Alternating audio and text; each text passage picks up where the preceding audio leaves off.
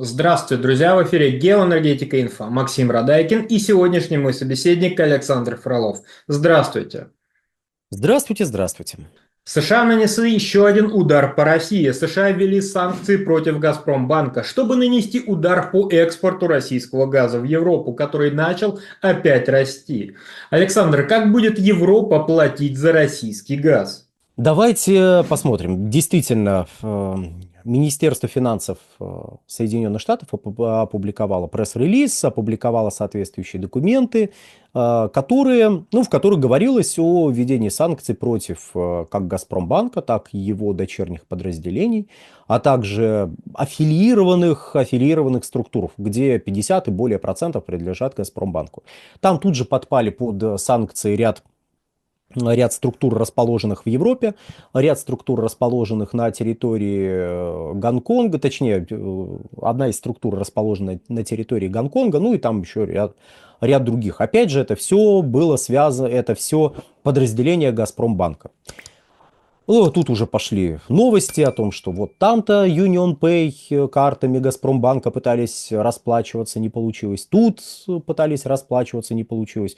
К чести Газпромбанка, быстро опубликовал необходимые сообщения о том, что вот могут быть сложности, поэтому быстренько сориентируйтесь, денежки снимите. Ну, в общем. То есть принципиально ничем санкционный режим, включенный против Газпромбанка, не отличается от санкционного режима, включенного против других банков Российской Федерации, за одним исключением, которое действительно выглядит тревожно для наших европейских партнеров. Дело в том, что 31 марта 2022 года был опубликован указ президента Российской Федерации, который кратко называют «газ за рубли». Суть его заключается в следующем. Изменялся порядок оплаты российского газа, поступающего в Европейский Союз, точнее, покупателям в странах Европейского Союза. Нужно было этим покупателям сделать две вещи. Первое – открыть валютный счет в Газпромбанке на территории России. Второе – открыть рублевый счет в Газпромбанке на территории России. В рамках действующего контракта прописаны формулы цены, с помощью которых вы получаете цену российского газа, номинированную чаще всего в евро, если говорить про контракты с европейскими покупателями. Возможно, с кем-то до сих пор есть контракты в долларах, но я напомню, кто не знал, расскажу, что в конце нулевых, начале десятых годов как раз пытались уйти от доллара в оплате с нашими европейскими партнерами и переключать все контракты на евро. Ну, потому что, а зачем какая-то конвертация в доллары, если вот, пожалуйста, мы газ продаем в Европейский Союз, там валюта евро, ну и вроде как все хорошо. Кроме, понятно, что есть еврозона, и ряд покупателей, где сохраняется национальная валюта, могли захотеть конвертировать, ну, понятно, не в национальную валюту, не в евро, а в доллары. Поэтому доллары тоже могли сохраниться вот в рамках этой схемы. Но с еврозоной торговля шла и, собственно, идет в евро. Поэтому вот, знаете, просто еще один оттенок к данной картине. То есть контракт действует, в нем в рамках этого контракта получаются там евро, ну или доллары за 1000 кубических метров. Получается сумма, которую вы должны за поставленный газ, и вы должны эту сумму перечислить в российское отделение Газпромбанка на валютный счет. С этого валютного счета деньги должны пойти на Мосбиржу, где они должны быть конвертированы в рубли, и эти рубли поступают на рублевый счет. И уже с этого рублевого счета, принадлежащего покупателю российского газа, деньги уходят в «Газпром Экспорт», ну, то есть, который является продавцом в данной ситуации. И возникает вопрос, если введены санкции, возникают ли риски для для покупателей российского газа при осуществлении вот этой деятельности, то есть оплаты за российский газ? Ситуация пока что выглядит двояко, и я полагаю, что и венгерская сторона, словацкая, чешская и прочие, там, итальянская. В общем, все те, кто покупают наш газ, скорее всего, направили запросы в соответствующий Минфин Соединенных Штатов, как это обычно делается в такой ситуации, с просьбой разъяснить, какие риски, какие ограничения возникают в связи с введенными санкциями, И можно ли дальше осуществлять эту деятельность, не появляется ли риск вторичных санкций. То есть после того, как данный ответ будет, ну, то есть почему я считаю, что вот такое письмо должно быть отправлено? Потому что каждый раз, когда так или иначе американские санкции могут коснуться кого-то на территории Европейского Союза, этот кто-то просит дополнительных разъяснений у американской стороны. Опять же, чтобы иметь на руках бумажку, с которой потом можно будет прийти, если что, и сказать, вот, погодите. Ну, вдруг кто-то ретивый прибежит и скажет, вы плохо себя ведете, вы нарушаете наши ограничения, вот вам вторичные санкции. Нет, нет, нет, погодите, вот бумажка, объясняющая все, как можно делать. Вот мы делаем в рамках этой бумажки, в рамках этого разъяснения, поэтому, извините, подвиньтесь.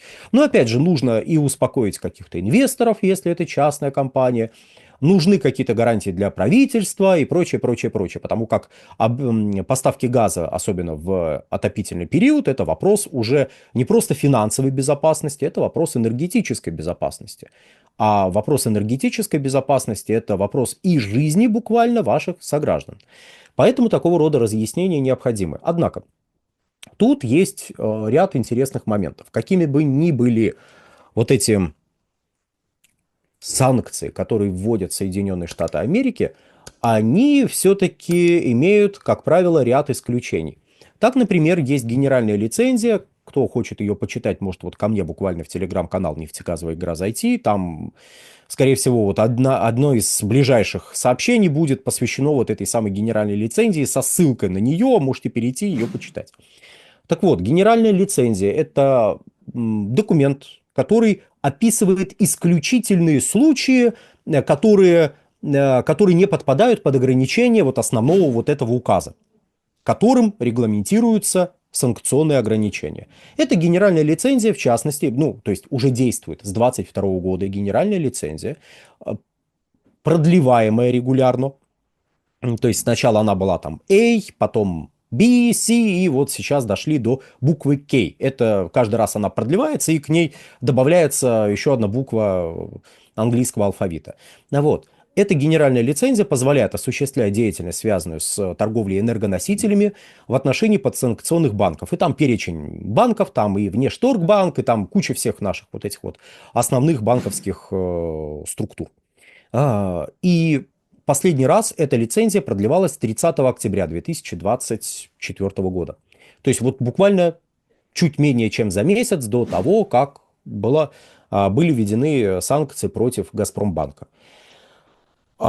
Тут возникает вопрос, будет ли Газпромбанк добавлен к этой вот генеральной лицензии. Но тут надо сделать следующую оговорку. Эта генеральная лицензия касается американских людей, физических и юридических лиц, находящихся в американской юрисдикции.